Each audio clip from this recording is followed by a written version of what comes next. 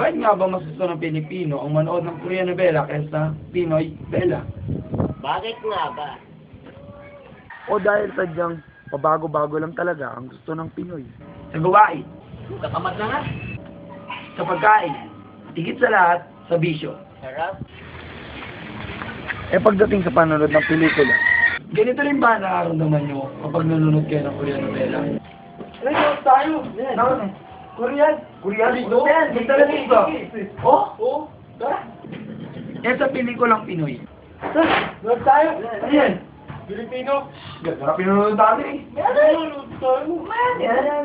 Pirated pa ako. Uy! Bakit mas tinatangkilik natin ang pelikulang Koreano kesa pelikulang Pilipino? Matawag ko yan. Ay! Dahil ba mas maraming gwapo sa kanila? O dahil marami lang mas maganda sa kanila? Pagdating sa kagwapuan, sino nga ba mas nakakalamang? Pinoy nga ba o Koreano? Siyempre, unang-una, gwapo talaga tayo mga Pinoy. Bakit? Kasi gwapo rin ako eh. Nagpapatawa ka ba? Sa pagandahan, sino nga ba mas nakakalamang? 그리고 제2의 엽기적인 그녀는 사실 저로서는 그런 어떤 호칭은 별로 Aaminin ko sa inyo, na-offend ako. Nasubukan niyo na ba pangunahan ng artista sa TV? 엄청난 일이 생겼죠. 우리 미남이가요. 예? 그 유명한 Mali yan eh! Alam mo talaga, hindi ko talaga pwede yan eh. Hindi ko naman. Hindi pwede.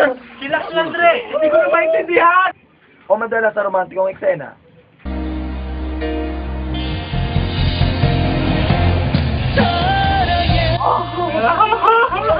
Pagdating sa horror, anong nararamdaman niyo?